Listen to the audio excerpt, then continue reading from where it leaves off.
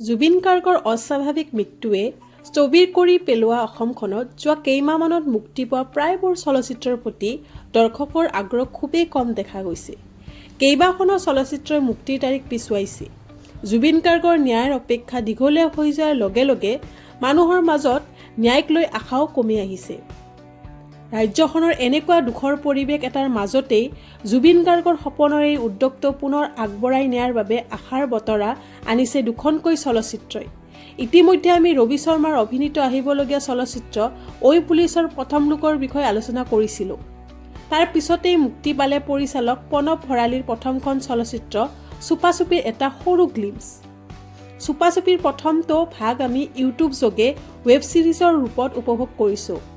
Web ছিৰিজখন ইমান জনপ্ৰিয় হৈছিল যে ইয়াৰ প্ৰতিটো চৰিত্ৰই আজিও সকলোৰে পৰিচিত আৰু প্ৰতিটো সংলাপ সজীৱ হৈয়ে আছে। এতিয়া প্ৰশ্ন, চলচ্চিত্ৰ ৰূপত চুপাচুপি আমাক কি নতুন অনুভৱ দিবলৈ আগবাঢ়িছে? প্ৰথমটো গ্লিম্পছত দেখা অনুসৰি ৱেব ছিৰিজখনৰ প্ৰতিটো জনপ্ৰিয় চৰিত্ৰকেই চলচ্চিত্ৰখনতো ধৰি ৰখা হৈছে। গতিকে আশা কৰিব পাৰি এইবাৰো সেই একে ধৰণৰ আৰু নেচাৰেল অভিনয় আমাৰ মন জয় কৰিব।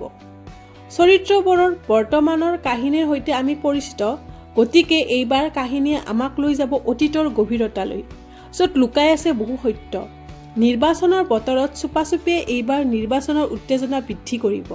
মাস্কৰ আঁৰৰ মানুহকেইজনৰ মুখাখন হয়তো তাৰ লগতেই ফাদিল হ'ব।